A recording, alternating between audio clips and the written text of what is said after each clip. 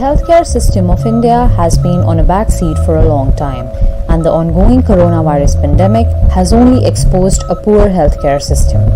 My father was COVID positive, so we admitted him in a private hospital and कुछ हफ्ते 10 दिन का इन्होंने 80 से लेके 90,000 तक का बिल बना दिया. Unfortunately, our healthcare system has evolved in a very disorganized manner, in the sense the private sector and the mixed health system have grown by default and not by design. In 2019, the Government of India contributed Rs 64,559 crore to the Ministry of Health and Family Welfare.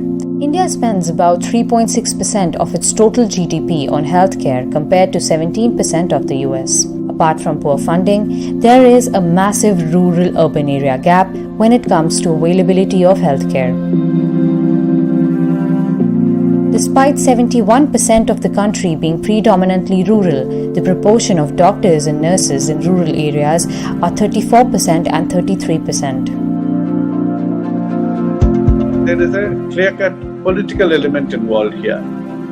Political in the sense, who are the decision makers and the decision shapers in society? The relative elites. Where do they live? They live in the cities, maximum in the bigger towns. Whether it is the MLAs or the MPs or the ministers or the bureaucrats, the senior civil servants, the judiciary, the higher judiciary and the judges, everybody lives in the cities. Therefore, there is always a higher priority which is naturally accorded to the places where they live to have the best possible facilities. If many MLAs and MPs were living in their villages, this would not happen. But they don't live in the villages. They only go to the villages for the election time, right? Take a look at the case of Kishan Lal's daughter, who has been suffering from TB for the past 4 months. With the lack of public health care in the village, he was forced to spend all his savings at a private hospital in the city.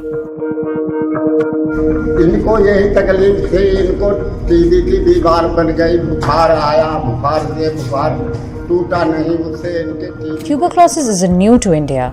In fact, it's India's biggest health problem. India accounts for about a quarter of the global TB burden. In 2018, there were 2.69 million cases of TB recorded in India, which is twice the total population of the city of Chandigarh. Out of these cases, 9,700 reportedly died. Some of our routine health programs have really taken the back seat, but we must get back to all our health programs, especially the tuberculosis program, because there are very many people in this country who need that tuberculosis treatment and who needs efficient control, and others who need to be prevented from getting tuberculosis. So that should be a priority public health program. There's no doubt about it. The solution is not to continue the status quo. The solution is to bring about a system in which there is public financing to the extent that a good deal of the healthcare expenses are taken care of by public funding, through tax-based funding. And even the health insurance schemes that the government is introducing should be all pooled together in a manner that there is a single payer system. Nobody should be forced to spend out of pocket, particularly when there is a public health emergency and people's lives are in stake. So we do definitely require a different system. There was ample opportunity for the private sector to grow, particularly after the economic reforms permitted a lot of liberalization, private investment, and even global investment. So the private sector has grown to fill in a part of the space vacated by the public sector. But I do not believe that the public sector should vacate the space entirely. On the contrary, it should actually occupy the most dominant place in the healthcare system. This isn't going to be the last pandemic we witness. We need to prioritize healthcare and be better prepared for the future.